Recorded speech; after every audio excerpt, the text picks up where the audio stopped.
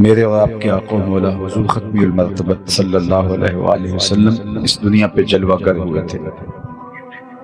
ابدی سعادتوں کا وہ نور چمکا کہ جس کا اجالا کائنات کے ایک ایک گوشے میں پہنچا۔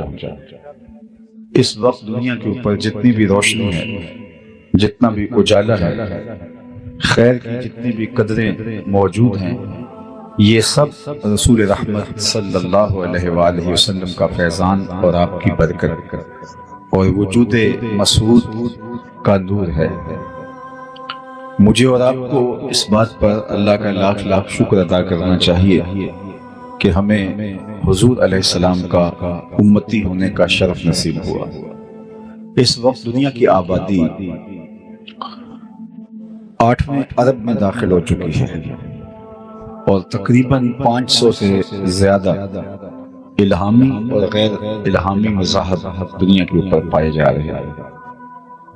800 ارب دنیا کی آبادی میں 8 ارب دنیا کی آبادی میں 500 مذاہب کا پایا جانا، لیکن میرا اور آپ کا مسلمانوں کے گھر میں پیدا ہونا، یہ نہ تو کسی اتفاق کا نتیجہ ہے، نہ ہم نے کوئی اس کے لیے کوئی ایسی نیکی تھی جو کام آئی، نہ ہم نے ٹوکن لیا تھا کہ ہمیں اس امت میں پیدا کیا گیا۔ یہ محض اللہ کا فضل ہے کہ اس نے ہمیں حضور کا غلام بنایا۔ جب ہم آغوش مادر میں آئے تو ہمارے والد صاحب مسجد سے مولانا کو بلا لائے۔ جب ہم ماں کی بولی بھی نہیں سمجھتے تھے، جب مادری زبان سے بھی آگاہ نہیں تھے، حرف و صوت کے مفہوم کو بھی نہیں جانتے تھے، تو مؤذن نے آ کر ہمارے کان میں اذان دی، گویا اس بات کی مبارکباد دی تھی کہ مبارک ہو تو حضور کا غلام بن کے آیا ہے۔ شاہوں سے ملا ہے نہ تونگر سے ملا ہے، اللہ کا عرفان اسی در سے ملا ہے۔ اوروں کو ملا ہے تو مقدر سے ملا ہے، مجھ کو تو مقدر بھی تیرے در سے ملا ہے۔ میری خوش قسمتی میں تیرا امتی، یہ میرے بخت ہیں کہ میں حضور کا غلام ٹھہرا، آپ کے بخت ہیں کہ ہم حضور کے غلام ٹھہرے۔ تو جب اتنی بڑی نعمت غیر مترقبہ مجھے اور آپ کو میسر آئی اور اس کا ہم شکریہ ادا کرنے بیٹھیں تو ساری زندگی بھی حق شکر ادا نہیں ہو پائے گا، اس لیے کہ یہ ہماری کوششوں کا نتیجہ نہیں ہے، کسی عمل کا صلہ نہیں ہے اور کسی اتفاق اور حادثے کا سبب بھی نہیں ہے۔ یہ محض اس کی کرم نوازی ہے کہ اس نے ہمیں آقا کریم علیہ السلام کا غلام بنایا اور ایسے ماحول میں پیدا کیا جہاں ہماری مائیں ہمیں حضور کے پیار کی لوریاں دیتی تھی، ہمارا باپ ہمیں حضور کی محبت کے ترانے سناتا تھا، ہماری بہنیں ہمیں حضور کی محبت سکھاتی تھی۔ اسی ماحول میں ہم پروان چڑھے، تو اس پر ہم اس کا شکر بھی بجا لاتے ہیں، اور شکر کی بہترین صورت یہ ہے کہ ہم آقا کریم علیہ السلام کی اطاعت اور فرما برداری بجا لائیں۔ جس مقصد کو لے کر وہ مبعوث ہوئے، اس مقصد کی تکمیل کے لیے، اس مقصد کے فروغ کے لیے، اس مقصد کے لیے ہم اپنے آپ کو لگا دیں اور اپنی تمام تر صلاحیتیں اس کام میں صرف کر دیں کہ اسلام کا غلبہ ہو اور دین کا بول بالا ہو، نفاذ شریعت ہو اور اسلام کا پرچم پوری دنیا کے اوپر لہرا جائے۔ یہ طے شدہ حقیقت ہے کہ اسلام نے غالب آنا ہے، مغلوبیت کے لیے نہیں، غلبے کے لیے اسلام اللہ نے دین بھیجا ہے۔ والذی ارسل رسولہ بالہدی ودین الحق لیظہرہ علی الدین کلہ، اللہ نے اسلام کو، دین اسلام کو، رسول رحمت صلی اللہ علیہ وآلہ وسلم کو اس لیے مبعوث فرمایا کہ تمام ادیان پر دین اسلام کا غلبہ ہو، اور وہ انشاءاللہ ہوگا۔ مجھے اور آپ کو اپنے آپ سے سوال کرنا ہے، خود سے پوچھنا ہے کہ اس کام کے لیے، اس مقدس عمل کے لیے ہمارا ورک کیا ہے اور ہم نے اس کے لیے کیا کیا ہے۔ کیا اسلام کے غلبے کے لیے ہماری کوشش صرف ایک جلسہ ہے، ایک جلسے کی سماعت ہے، ایک جلوس نکال لینا ہے، جھنڈیاں لگا لینا ہے، چراغاں کر لینا ہے، مسلمانوں کے گھر میں پیدا ہو جانا ہے، مسلمانوں والا نام رکھ لینا ہے، یا اس کے لیے ہم نے کچھ اور بھی کر رکھا ہے؟ اگر کیا ہے تو بہت مبارک، اور اگر نہیں کیا تو آج کی مجلس میں ہمیں سوچنا ہوگا کہ اللہ نے اسلام کو تمام دینوں پر غالب کرنے کے لیے بھیجا ہے، اور رسول اللہ صلی اللہ علیہ وسلم تمام ادیان پر اس دین کو غالب کرنے کے لیے مبعوث ہوئے، اور یہ اللہ کا سچا وعدہ ہے، یہ پورا بھی ہو کے رہے گا۔ لیکن سوال یہ ہے کہ اس وعدے کی تکمیل میں ہمارا اپنا حصہ کتنا ہے، وہ میں آپ کا حساب نہیں کرتا، آپ میرا حساب نہ کریں، لیکن ہم اپنا اپنا حساب تو کر سکتے ہیں کہ ہم کہاں کھڑے ہیں، اسلام کے غلبے کے لیے ہمارا کردار کس قدر ہے، کتنا ہے، کس حد تک ہے، زبانی کلامی ہے یا عملی ہے، دیر پا ہے، مؤثر ہے، فعال ہے، یا ہمارا صرف ایک وقتی طور پہ کسی ایسے جلسے میں شامل ہو کے 2 لمحوں کے لیے تفکر کر لینا ہے۔ باقی اللہ کے محبوب نے فرمایا وہ وقت آنے والا ہے جب اللہ اسلام کو غلبہ دے گا، اور ارشاد کیا کہ پتھر، اینٹ اور گارے کا بنا ہوا کوئی گھر، چمڑے اور اون کا بنا ہوا کوئی خیمہ ایسا نہیں بچے گا جس میں کلمۃ الاسلام داخل نہیں ہوگا۔ وہ وقت حضور نے فرمایا آنا ہے پوری دنیا کے، کوئی ایک خیمہ بھی ایسا نہیں ہوگا، چاہے وہ اون کا بنا ہو، چاہے وہ چمڑے پتھر کا گھر بنا ہو یا مٹی گارے کا بنا ہو، اس گھر میں کلمۃ الاسلام ضرور داخل ہوگا۔ گویا اس کا ترجمہ سادے لفظوں میں یوں سمجھ لیں کہ شرق سے لے کر غرب تک، شمال سے لے کر جنوب تک، پوری کائنات میں ایک چھت بھی ایسا نہیں ہوگا جہاں میرے حضور کے نام کا جھنڈا نہیں ہوگا۔ تو وہ وقت بہر صورت آنا ہے، یہ صحیح حدیث ہے جو میں نے آپ کے سامنے رکھی ہے۔ لیکن آج دنیا کے اوپر غلبہ نصارہ کا ہے، آج دنیا کے اوپر غلبہ یہود کا ہے، اور آج ہمارے گھر میں گھس کر کے وہ ہمارے لوگوں کو مار دیتے ہیں اور ہم صرف مذمت کر پاتے ہیں۔ تو کیا ایسے ہی چلتا رہے گا اور ان لوگوں کے لیے لڑنے کے لیے اللہ تعالیٰ فرشتے نازل کرے گا، یا ہمیں اپنے تن مردہ کے اندر زندگی پیدا کرنی ہوگی، یا ہمیں اپنے آپ کو کھڑا کرنا ہوگا، ہمیں شعوری طور پہ بیدار ہونا ہوگا، ہمیں امت سازی کا عمل کرنا ہوگا، ہمیں اپنی نئی نسل کو اسلام کے غلبے کے لیے تیار کرنا ہوگا، ہمیں مقدرات اسلام کی تعلیم و تربیت کا اہتمام کرنا ہوگا تاکہ وہ ایسی نسل پروان چڑھائیں، ایسی نسل جنم دیں، ایسی نسل کی تربیت کریں جن کے ہاتھ کے اندر اسلام کے غلبے کا جھنڈا ہوگا۔ تو اس کے لیے ہمیں بھرپور کردار ادا کرنا ہوگا، اور اس کے لیے ہمارے پاس وہی نصاب ہے جو اللہ کے رسول ہمیں دے کے گئے ہیں۔ ہمیں 5 گانا سجدے اگر نصیب ہیں اور نمازوں میں خشوع و خضوع میسر ہے تو ہمیں اللہ کا شکر ادا کرنا چاہیے، لیکن اگر ہمیں 5 گانا سجدے بھی میسر نہیں ہیں تو ہمیں سوچنا چاہیے ہم کھڑے کہاں ہیں۔ صحابہ فرماتے ہیں ہم مومن اور کافر میں فرق نماز کو سمجھتے تھے، جو نماز پڑھتا تھا ہم سمجھتے تھے مسلمان ہے تبھی پڑھتا ہے، اور جو نہیں پڑھتا تھا تو ہم کہتے تھے یہ کافر ہے تبھی نہیں پڑھتا۔ مومن اور کافر کے درمیان فرق جو تھا، فرماتے ہیں ہمارے ہاں صرف نماز کا تھا، نماز کی وجہ سے ہم پہچان لیتے تھے یہ مومن ہے یا کافر ہے۔ تو میں اور آپ آج دیکھیں کہ کیا مجھے اور آپ کو اللہ نے 5 گانا سجدوں کی توفیق سے مالا مال کیا ہے یا نہیں کیا۔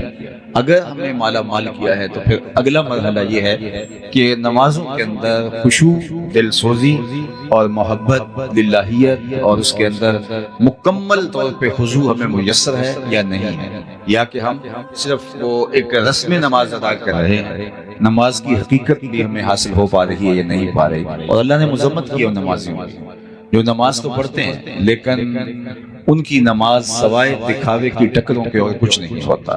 فویل للمصلین الذین هم عن صلاتهم ساہون، سو خرابی ہے نمازیوں کی، ان نمازیوں کے لیے جو اپنی نماز میں صرف دکھاوا کرتے ہیں، اور ان کی حالت یہ ہے کہ نماز کا جو لازمی نتیجہ ہے وہ انہیں حاصل نہیں ہو پاتا۔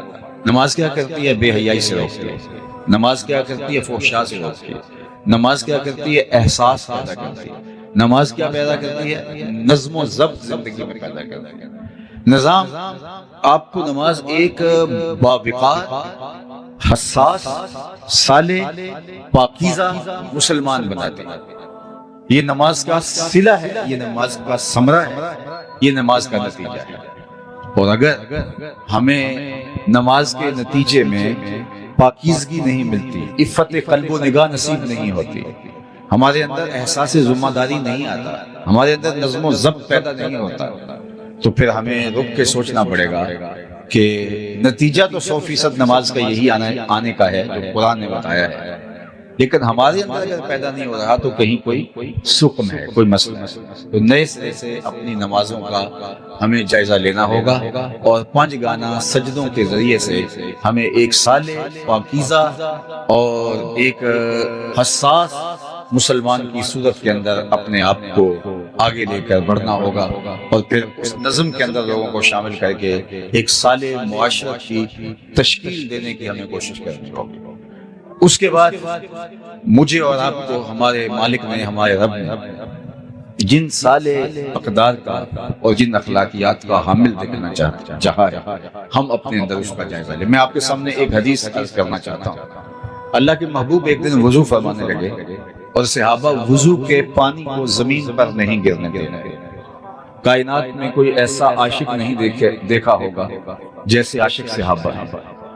حافظ شیرازی نے اپنے محبوب سے کہا تھا کہ جیسا عاشق میں ہوں ایسا زمانے میں کوئی نہیں، اور پھر کہا اس لیے کہ تیرے جیسا سونا بھی تو کوئی نہیں، کیونکہ عشق کے اندر جو گرمی آتی ہے، عشق کے اندر جو حرارت آتی ہے، وہ حسن کی فراوانی سے، حسن جتنا زیادہ ہوگا عشق میں توانائی، طاقت، زور بھی اتنا ہی۔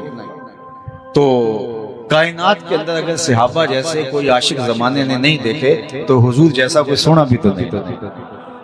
اللہ نے وہ حسن دیا، لکھاں آئے لوگ زمانے تے محبوب خدا جا کوئی نہیں، لکھاں سونے بن بن بھیدے نے اودی خاکے پا جا کوئی نہیں۔ وہ حسن دیا، وہ جمال دیا، قل قمر لیلۃ البدر لم ارا قبلہ ولا بعدہ مثلہ۔ اللہ اکبر۔ حضرت ابو ہریرہ رضی اللہ تعالیٰ عنہ فرماتے ہیں کیا پوچھتے ہو، 14ویں رات کا چمکتا ہوا چاند تھے میرے حضور۔ پھر کہا نہیں حضور جیسا نہ پہلے دیکھا نہ بعد میں دیکھا۔ اور حضرت احسان بن ثابت بولے دیکھتے کیسے، کسی ماں نے جنم دیا ہوتا تو دیکھتے۔ خدا نے وہ سچائی پن چھڑیا جدے وچ محمد نو ٹالیا سی، حسینہ جمیلہ دا منہ موڑ دیتا، محمد بنا کے قلم توڑ دیتا۔ ایسا پیکر تراشا، ایسی صورت بنائی اپنے محبوب کی۔ تو حضور جیسا زمانے میں سونا کوئی نہیں، تو پھر حضور کے صحابہ جیسا عاشق بھی زمانے میں کوئی نہیں۔ چونکہ حسن فراواں ہے تو پھر عشق بھی فراواں ہے۔ تو وہ حضور کے ادب کی جو رعایت کرتے تھے وہ بھی مثالی، حضور کے وضو کے پانی کو زمین پر نہیں گرنے دیتے، وہ کسی کے ہاتھوں پہ آتا ہے وہ اپنے چہرے پہ مل لیتا ہے، اور جسے وہ پانی میسر نہیں آتا وہ کسی کے گیلے ہاتھوں سے ہاتھ رگڑ کے اپنے چہرے پہ مل لیتا ہے۔ جنہ اکھیاں دل پر ڈٹھا وہ اکھیاں ہی تک لیاں، تو ملے ہو تاں ساجن ملیا ہن آساں ہی لگ رہی۔ بلکہ ایک دن حضور نے پچنے لگوائے تو ایک لگن میں خون جمع ہو گیا، تو آقا کریم نے ایک صحابی سے کہا اس کو لے جاؤ اور ایسی جگہ اس کو بہا دو، ٹھکانے لگا دو جہاں کسی کے قدم نہ پہنچے۔ وہ گئے اور ایک پتھر کی اوٹ میں بیٹھ کے نوش جان کر لیا۔ واپس آئے تو حضور نے فرمایا ٹھکانے لگا ہے؟ جی حضور ایسی جگہ پہ جہاں کسی کے قدم نہیں پہنچ سکتے۔ تو حضور مسکرائے اور فرمایا لعلک شربت، شاید تم نے پی لیا ہے۔ قال نعم، جی حضور میں نے کہا کہ حضور کا خون اپنے خون میں شامل کر لو، اس سے بڑی سعادت کیا ہو سکتی ہے۔ تو آقا کریم نے فرمایا یا غلام قد حررت نفسک من النار، اے بیٹے تو نے اپنے آپ کو آتش دوزخ سے بچا لیا ہے کہ تیرے خون میں میرا خون شامل ہو گیا ہے۔ تو یہ صحابہ کی محبت، حضور لعاب پھینکتے تو وہ کسی کے ہاتھوں پہ آتا ہے، پھر وہ چہرے پہ ملتے۔ دنیا میں آپ نے یہ محبت کا انداز لوگ داستانیں پیار کی سنی ہے، لیکن کسی محب نے اپنے محبوب کے لیے ایسا تو نہیں کیا، لیکن یہاں یہ مظاہر محبت کے دیکھنے کو ملتے ہیں۔ تو اب حضور وضو کرتے ہیں تو وہ پانی اپنے چہروں پہ مل لیتے ہیں، اللہ اکبر، اور جن کو میسر نہیں آتا وہ گیلے ہاتھوں سے ہاتھ رگڑ کے اپنے چہروں پہ مل لیتے ہیں۔ تو آقا کریم نے جب یہ دیکھا تو فرمایا ما یحملکم علی ھذا، تمہیں اس بات پر کس نے ابھارا کہ میرے وضو کے پانی کو زمین پر نہ گرنے دے رہے؟ میں نے تو تمہیں اس کا حکم نہیں دیا۔ اللہ اکبر۔ ساری باتیں حکم سے نہیں کی جاتی، کچھ کاموں کے کرنے کا تقاضا محبت بھی ہوتی ہے۔ محبت محبوب کو راضی کرنے کے ڈھب خود ہی سیکھ لیتی ہے، خود ہی محبوب کی چوکھٹ پر پہنچنے کے راستے تلاش کرتی ہے۔ تو کہا کہ میں نے یہ حکم نہیں دیا کہ تم میرے وضو کے پانی کو زمین پر نہ گرنے دو، ہاتھوں پہ اٹھا لو، چہروں پہ ملو، اپنے بدن سے مس کرو، لیکن تم میرے وضو کے پانی کو زمین پر نہیں گرنے دیتے، اس بات پر تمہیں کس چیز نے ابھارا؟ تو انہوں نے جو جواب دیا وہ سنیے۔ انہوں نے کہا حب اللہ و رسولہ، اللہ اس کے رسول کی محبت میں۔ محبت کا تقاضا یہ ہے کہ ہم آپ کے وضو کے پانی کو زمین پر نہیں گرنے دے رہے، یہ ہمارا پیار گوارا نہیں کرتا۔ جو پانی آپ کے بدن سے چھو جائے وہ ہمارے لیے آب کوثر ہے، وہ ہمارے لیے مائے معین ہے، سلسبیل ہے، تو اس پانی کو ہم اپنے چہروں پہ ملیں گے اور سعادت مندی سمجھیں گے۔ آقا کریم نے ان کے اس عمل پر کوئی روک نہیں لگائی، ان کی مذمت نہیں کی، ان کو منع نہیں کیا۔ اور اس موقع کے علاوہ بھی یہ ماجرا کئی بار ہوا، صلح حدیبیہ کے موقع پر بھی ایسا ہوا کہ حضور کے وضو کے پانی کو صحابہ زمین پر نہیں گرنے دے رہے تھے، تو عروہ بن مسعود ثقفی نے اس کے اوپر جو ہے وہ آواز کسی تھی، اس کا جواب حضرت ابوبکر رضی اللہ تعالی عنہ نے دیا تھا۔ تو اب یہ وضو کے پانی کو زمین پر نہیں گرنے دے رہے، پوچھا ما یحملکم علی ھذا؟ کہ حب اللہ و رسولہ، اللہ اس کے رسول کی محبت کی وجہ سے۔ تو حضور نے فرمایا اگر تم یہ چاہتے ہو کہ اللہ اس کے رسول سے محبت کرو اور اللہ اور اس کا رسول تم سے بھی محبت کرو، تو پھر تمہیں 3 کام کرنے چاہیے۔ یعنی تمہارا یہ عمل اپنی جگہ پہ درست ہے کہ تم میرے وضو کے پانی کو زمین پر نہیں گرنے دے رہے، اس کی نفی نہیں کی، لیکن کہیں اس عمل پر ہی فوکس کرنے بعد میں آنے والے اور باقی دین ان کی نظروں سے کہیں اوجھل نہ ہو جائے۔ نبی کا منصب ہے کہ وہ دور اندیشی کے ساتھ معاملات کو دیکھتا ہے، اور اللہ نے اس کو جو نگاہ بینا عطا کر رکھی ہوتی ہے اس سے وہ معاملات کو لوگوں کی تعلیم کے لیے بڑی کشادگی کے ساتھ کھول کے لوگوں کے سامنے رکھتا ہے۔ تو آقا کریم نے فرمایا اگر تم چاہو کہ اللہ اس کے رسول سے محبت کرو اور اللہ اس کا رسول بھی تم سے وہ محبت فرمائے، تو تمہیں 3 کام کرنے چاہیے۔ سب سے پہلے جب بولو سچ بولو، زندگی بھر کبھی جھوٹ نہیں بولنا۔ دوسری بات فرمائی جب تمہارے پاس امانت رکھی جائے اس میں خیانت نہ کرنا۔ اور تیسری بات فرمائی کہ جب کوئی تمہاری ہمسائیگی میں آ بسے تو حق مجاورت ادا کرنا، ہمسائیگی کا حق ادا کرنا، ہمسائے کا خیال رکھنا۔ تمہارا یہ عمل مبارک ہے، لیکن یہ 3 عمل تم سے زندگی بھر چھوٹنے نہ پائے۔ جب بھی بولو سچ بولو، تو مسلمان تو سچ بولتا ہے، چونکہ ہمارے آقا و مولا کو کافر بھی صادق و امین کہتے تھے، تو ہم جھوٹ کیسے بول سکتے ہیں جب ہمارے آقا و مولا کو دشمن بھی، جان کے دشمن بھی صادق و امین کہتے تھے۔ اور جس دن حضور کو معاذ اللہ شہید کرنے کے ارادے سے حضور کے گھر کا محاصرہ کافروں نے کیا ہوا تھا، اس دن بھی ان کی امانتیں حضور کے گھر میں پڑی تھی، اور ان کا یہ عمل کہ حضور کو معاذ اللہ شہید کرنے کے لیے درپے ہے، اور آقا کریم حضرت علی المرتضیٰ رضی اللہ تعالیٰ عنہ کو اپنے بستر پہ لٹاتے ہیں اور فرماتے ہیں کہ تم لیٹ جاؤ، صبح اٹھنا ان کی امانتیں دے کے تم بھی مدینے چلے آنا۔ یعنی ان حالات کے اندر بھی ان کی امانتیں ضائع نہیں ہو پا رہی، اور انہیں بھی یقین ہے کہ ہماری امانتیں ضائع نہیں، ورنہ سب سے پہلے اپنی امانتیں حضور سے لیتے، پھر اس کے بعد اگلی کارروائی کرتے، لیکن انہیں یقین تھا کہ ہماری امانتیں ضائع نہیں ہو سکتی، اس لیے کہ یہ صادق اور امین نبی کی چوکھٹ پہ پڑی ہوئی ہے۔ تو ہمارا دین ہمیں سچ بولنا سکھاتا ہے۔ عالی مرتبت سامعین، اللہ کے محبوب علیہ السلام سے پوچھا گیا کہ مومن بزدل ہو سکتا ہے؟ تو آقا کریم نے فرمایا نہیں، بہادر ہوتا ہے، مسلمان بہادر ہوتا ہے، لیکن ہو سکتا ہے کبھی وہ بزدلی بھی کر جائے، بشر ہی تو ہے، کوئی کمزور لمحہ زندگی میں آ ہی جاتا ہے۔ پھر پوچھا گیا کہ مومن بخیل ہو سکتا ہے؟ کہا نہیں، سخی ہوتا ہے، لیکن ہو سکتا ہے کبھی بخل بھی کری جائے، کبھی زندگی کے اندر ایسا مرحلہ بھی درپیش ہوتا ہے کہ سخی آدمی سے بھی کبھی ہاتھ دبا لیتا ہے۔ تیسرا سوال حضور سے کیا گیا مومن جھوٹا ہو سکتا ہے؟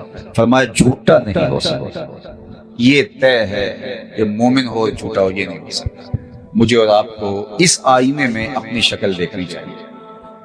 ہم سب دعویٰ تو یہ کرتے ہیں کہ ہم بہت اچھے مسلمان ہیں، ہمارے جیسا مسلمان کوئی ہے ہی نہیں، لیکن اس آئینے کے اندر اپنی ایک دفعہ مجھے اور آپ کو تصویر ضرور دیکھنی چاہیے۔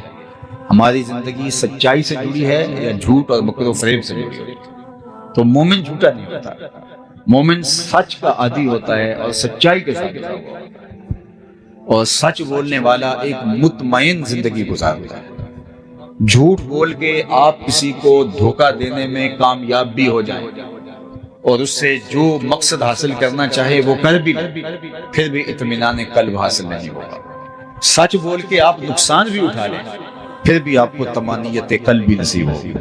الصدق طمانینہ والکذب ریبہ، سچ طمانینت قلب کا سبب ہے، اور جھوٹ جو ہے وہ ایک بے چینی ہے، اضطراب ہے، انسان کی ٹینشن ختم نہیں ہوتی۔ جھوٹا آدمی کروڑوں میں کھیلتا ہو، ہر طرح کی آسودگیاں میسر ہوں، کاروبار بھی اچھا ہو، معاشرے کے اندر بھی اچھی پہچان ہو، لیکن اس کے اندر کی بے چینی، اضطراب ختم نہیں ہوتا۔ اور جو سچا آدمی ہوتا ہے، چاہے غریب ہو، معاشرے میں اسے کوئی جانتا نہ ہو، اس کے پاس پھوٹی کوڑی بھی نہ ہو، لیکن اندر چین اور سکون اور قرار کی جو دولت ہوتی ہے وہ وہی جانتا ہے۔ تو اس لیے ہمارے دین نے ہمیں سچ بولنے کی تلقین فرمائی۔ اور یہ سنو، جو شخص جھوٹ بولتا ہے اس کے منہ سے ایک خاص قسم کی سمیل نکلتی ہے، بدبو نکلتی ہے، جو عام آدمی تو نہیں سونگھ پاتے، لیکن اللہ کے نورانی فرشتے جو ہمارے گھروں میں ہمارے حصے کی رحمتیں دینے آتے ہیں، اللہ نے ان کو بہت حساسیت عطا کر رکھی ہے۔ وہ بدبو کی وجہ سے حدیث پاک میں آتا ہے 1 میل پیچھے ہٹ جاتے ہیں۔ ہمارے حصے کی جو رحمت دینے آئے تھے، رحمت کا پارسل اٹھائے ہوئے ڈلیوری دینے آئے تھے ہمارے گھر میں رحمت کی، تو وہ بدبو کی وجہ سے، جو جھوٹ کی وجہ سے پھیلتا ہے، اس کی عفونت کی وجہ سے وہ 1 میل پیچھے ہٹ جاتا ہے۔ اب جس گھر میں باپ بھی جھوٹ بولے، ماں بھی جھوٹ بولے، بھائی بھی جھوٹ بولے، بیٹیاں بھی جھوٹ بولیں، بہویں بھی جھوٹ بولیں، صبح بھی جھوٹ، دوپہر کو بھی جھوٹ، رات کو بھی جھوٹ، تو اس گھر سے تو بدبو کے بھبوکے اٹھ رہے ہوں گے۔ تو فرشتے تو کئی میل دور پیچھے کھڑے ہیں، ان کی رحمت کا پارسل لیے ہوئے، ان کے حصے کا جو ان کے گھر دینا تھا، اور وہ باہر کھڑے ہیں، اور ہم جھوٹ پہ جھوٹ بولتے ہیں۔ عفونت اتنی پھیل گئی ہے کہ وہ فرشتے شہر سے باہر کھڑے ہیں اور اندر آ نہیں پا رہے ہمارے جھوٹ کی وجہ سے۔ اور ہمارے ہاں بے قراری ہے، بے سکونی ہے، جھوٹ کی نحوست ہے، سچائی ہے نہیں جس کی وجہ سے وہ رحمتیں وصول ہوں۔ تو ہم اس کو پہلے تو برداشت کرتے رہتے ہیں، پھر ہم کہتے ہیں کسی نے تعویذ ڈال دیے، کسی نے جادو کر دیا، کسی نے ٹونا کر دیا، کسی نے کچھ کر دیا، پھر بھاگتے ہیں عاملوں کے پاس۔ عامل صاحب تو بیٹھے ہی اسی کام کے لیے، اگر وہ کہیں کہ میاں تمہارے گھر میں سچائی ہوگی، 5 وقت مصلی بچھے گا، رزق حلال کماؤ گے تو گھر میں برکت ہوگی، وہ تو یہ کہنے سے رہا، چونکہ اس کے پاس تو گاہک آیا تو وہ کہے گا تم ویلے پر آگے ہو، اگر نہ آتے تو یہ تعویذ چل جانے۔ اب اتنے منگل، اتنے بدھ، اتنے اتوار آپ کو یہاں حاضری کرنی ہوگی، اور پھر وہ ایسا شخص جس کو وضو کا طریقہ بھی بعض اوقات نہیں آتا ہوتا، ان کے ڈیرے آباد ہو جاتے ہیں جھوٹوں کی وجہ سے۔ کہ گھر میں قرار نہیں ہے، گھر میں سکون نہیں ہے، آپس میں افراد لڑ رہے ہیں، کسی نے کچھ کر دیا ہے، آتا ہوا پتہ چلتا ہے، جاتا ہوا پتہ ہی نہیں چلتا۔ تو میاں وہ نحوست ہے جھوٹ کی، وہ بے برکتی ہے جھوٹ کی، اس کی وجہ سے تمہارا گھر جو ہے وہ زحمتوں کا مرکز بنا ہوا ہے۔ اس لیے کہ فرشتے رحمتیں لیے شہر سے باہر کھڑے ہیں، ان کو راستہ دیجئے تاکہ وہ رحمتیں لے کے آئیں اور تمہارے گھر کے اندر خوشیاں، خوشحالیاں، سرشاریاں، برکتیں اور رحمتیں نازل ہوں۔ تو جھوٹ کی وجہ سے ہمارا پورا معاشرہ ڈسٹرب ہو گیا، اور نیچے سے لے کر اوپر تک، درجہ 4 کے ملازم سے لے کر کے 22ویں گریڈ کے آفیسر تک، ایک عام شہری سے لے کر کے آیان سلطنت تک، سب جھوٹ بول رہے ہیں، اور جھوٹ سے ہی کائنات کو چلانے کی کوشش کر رہے ہیں، اور دنستے چلے جاتے ہیں مصیبتوں میں، مشقتوں میں، بے چینیوں میں، اضطراب میں۔ اور ہمارا تاجر بولتا ہے جناب اگر جھوٹ نہ بولیں تو سودا نہیں بکتا۔ تو میں کہتا ہوں جاپان والے پوری دنیا میں بیچ رہے ہیں اور لوگ ہاتھوں ہاتھ لیتے ہیں، تو اگر جھوٹ سے سودا جو ہے بغیر بکتا نہ ہو، وہ تو جھوٹ سے آشنا ہی نہیں ہے قوم۔ جاپان دنیا کے اوپر اسی معمولہ ہستی پہ بسنے والی ایک قوم ہے جن کی ماں نے، جن کے باپ نے، جن کے بڑوں نے اپنی اولاد کو جھوٹ سے آشنا ہی نہیں ہونے دی، انہیں پتہ ہی نہیں جھوٹ بھی کچھ ہوتا ہے، اور دنیا کے اوپر ان کا اعتبار قائم ہے۔ اور ہم جھوٹ کیسے بول سکتے ہیں؟ ان کا تو کوئی دین نہیں ہے، یا دین ہے بھی تو ان کی تعلیمات کس طرح کی ہوں گی؟ ہمارے تو دین نے ہمیں بتایا کہ تم سچ بولو گے، اور ہمارے نبی کو دنیا صادق اور امین کہتی تھی، تو ہم کس طرح جھوٹ بول سکتے ہیں؟ تو سب سے پہلی بات جو ہم نے میلاد کی مجلس سے سیکھنی ہے نماز کے بعد، وہ یہ ہے کہ ہمیں زندگی بھر سچ بولنا ہوگا اور کبھی بھی جھوٹ کے قریب نہیں جانا ہوگا۔ دوسری بات ارشاد فرمائی کہ اے صحابہ تم کبھی بھی امانت میں خیانت نہیں کرو گے۔ اگر تم چاہتے ہو کہ اللہ اس کے رسول سے محبت کرو اور اللہ اس کا رسول تم سے محبت کرو تو کبھی بھی تم امانت میں خیانت نہیں کرو گے۔ اللہ اکبر۔ اب ذرا دیکھیے، ہم تو کسی کا قرض لے لیں کسی سے تو ہم آرزو کرتے ہیں وہ فوت ہی ہو جائے، قرض لے کے ہم مار کے بیٹھ جاتے ہیں۔ ضرورت تھی اس وقت منتیں اور ترلے کر کے ہم اس سے قرض لے لیا، پھر بعد میں ہم اس کا فون بھی نہیں اٹھاتے، اور وہ ہم سے قرض لینا چاہے تو اس کو دلائل دینے پڑتے ہیں کہ مجھے بڑی ضرورت پڑ گئی ہے اس لیے میں تجھ سے جو ہے وہ قرض واپس مانگ رہا ہوں۔ اور ہم کتنوں کے قرض دبا کے بیٹھ جاتے ہیں، زمینیں دبا کے بیٹھ جاتے ہیں، دیوار رکھتے ہوئے ہم سائے کے 2 انچ دبا کے ہم سمجھتے ہیں کہ ہم نے کو بہت تیر مار لیا۔ امانت میں خیانت، ہمارا دین تو اتنا حساس ہے، ہمیں فرمایا گیا کہ جب کوئی تم سے بات کر رہا ہو اور بات کرتے کرتے وہ دائیں بائیں دیکھے تو اس کا مطلب ہے وہ اس بات سے ڈر رہا ہے کہ کوئی اور نہ سن رہا ہو، تو فرمایا وہ بات بھی تمہارے پاس امانت ہوگی۔ یعنی اگر تم سے کوئی بات کرتے کرتے ہولے ہولے بولے یا دائیں بائیں دیکھے تو وہ بات بھی امانت ہوگی، چہ جائے کہ کسی سے لیا ہوا اس کو ہڑپ کر جائے۔ اور جس نے کسی کی 1 انچ بھی زمین دبائی، کل قیامت کے دن 7 زمینوں کا توق بنا کے اس کے گلے میں ڈال دیا جائے۔ یہ کوئی آسان نہیں ہے کہ ٹھیک ہے آج چلتی ہے تو چلا لو، آج تھانے کچہریاں اس میں میرا سکہ چلتا ہے تو میں جو مرضی کروں، آج کر لیں جو۔ اس لیے اللہ نے ایک عدالت رکھی ہوئی ہے، ایک دن ایک بڑی عدالت لگنے والی ہے۔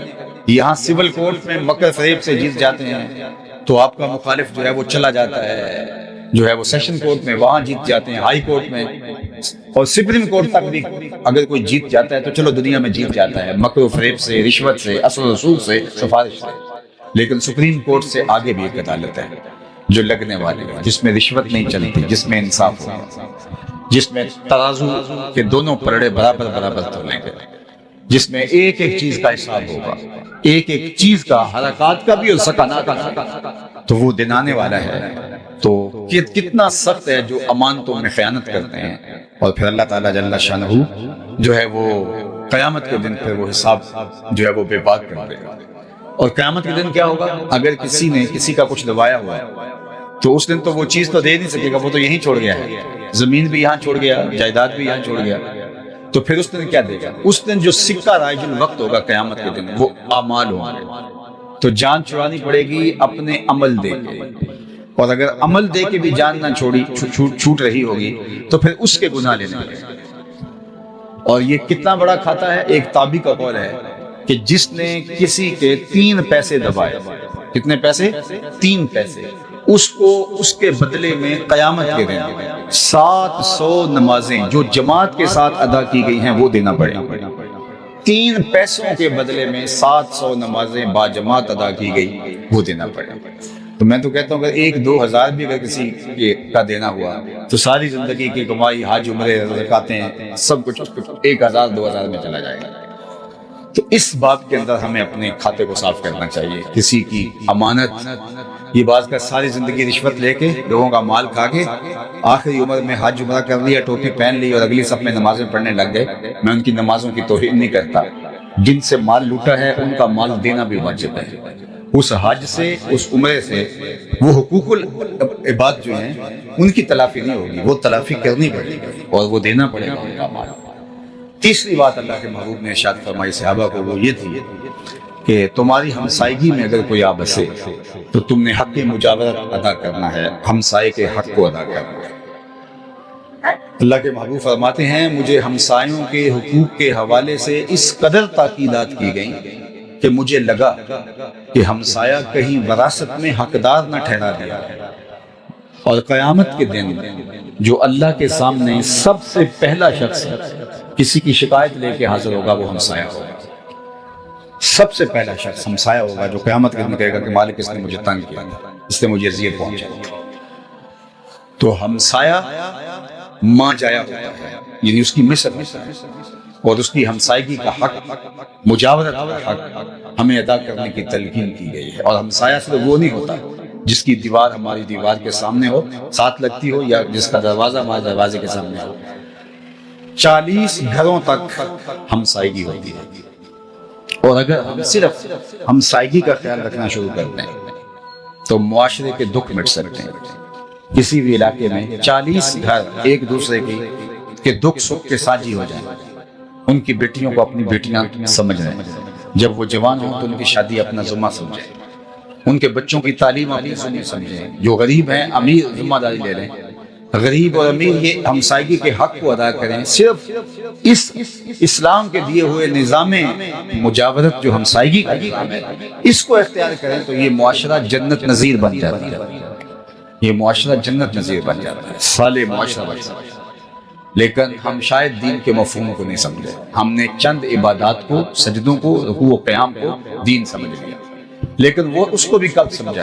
ہمارے معاشرے کا 80% طبقہ تو نماز سے دور ہے، کوئی 20% لوگ نماز پڑھتے ہیں، باقی 80% تو نماز کے قریب بھی نہیں جاتے، تو ہم نے تو اس کو بھی چھوڑ دیا، نظام عبادت کو بھی چھوڑ دیا، اور نظام اخلاقیات جو ہے، حقوق العباد کا جو نظام ہے جو 100% ہر ایک کے اوپر لازم اور واجب ہے، تو اس کو تو ہم بالکل ہی چھوڑ چکے ہیں، الا ماشاءاللہ جس کو اللہ نے توفیق عطا کی۔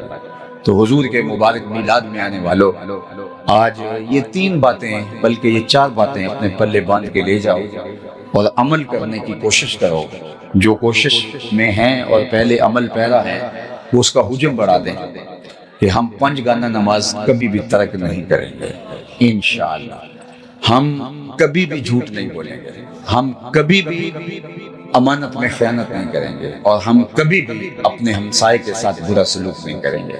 مجھے یہ معلوم نہیں ہے کہ جتنے لوگ میرے سامنے موجود ہیں یہ اس شہر کا کتنے فیصد ہیں، یہ شہر 1 لاکھ کی آبادی ہے، 2 لاکھ کی آبادی ہے یا کم ہے، مجھے نہیں معلوم، لیکن مجھے یہ معلوم ہے کہ یہ جتنے لوگ میرے سامنے بیٹھے ہیں، اتنے لوگ اگر یہ عزم کر کے اٹھیں کہ آج کے بعد جھوٹ نہیں ہوگا، کل سے ہی آپ کا شہر بدلا بدلا دکھائی دے گا، یہ مجھے یقین ہے۔ صرف اتنے لوگ جتنے میرے سامنے بیٹھے ہیں، باقی پورا شہر آ جائے اور وہ عزم کر لے وہ تو الگ بات ہے، صرف اتنے لوگ اگر یہ پختہ ارادہ کر لیں کہ آج کے بعد ہماری طرف سے ہمسایوں کو تکلیف نہیں پہنچے گی، بلکہ ہم ان کو اپنا بھائی سمجھ کے ان کو آگے لے جانے کی کوشش کریں گے، تو آپ کا معاشرہ کل سے بدلا بدلا دکھائی دے گا۔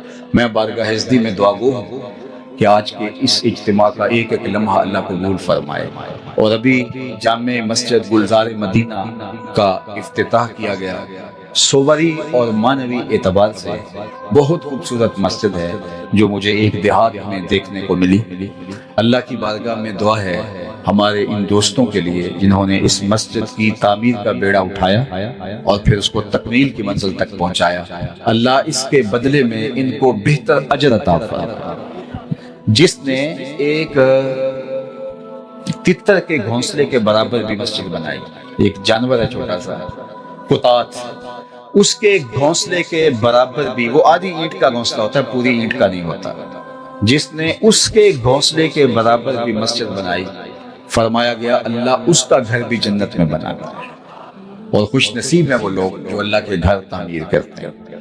صاحب روح البیاں علامہ اسماعیل حقی نے لکھا ہے کہ جب کعبۃ اللہ کی تعمیر مکمل ہو گئی تو حضرت ابراہیم اور حضرت عیسیٰ یہ معماران حرم ہیں، تو بارگاہ عزتی میں عرض گزار ہوئے مالک تعمیر کے دوران جو سنگ ریزے، پتھروں کے ٹکڑے، جو چھوٹا چھوٹا میٹیریل، ریت کے ذرے، یہ اتنا کچھ جو ہے وہ بچ گیا ہے، اس کا کیا کریں؟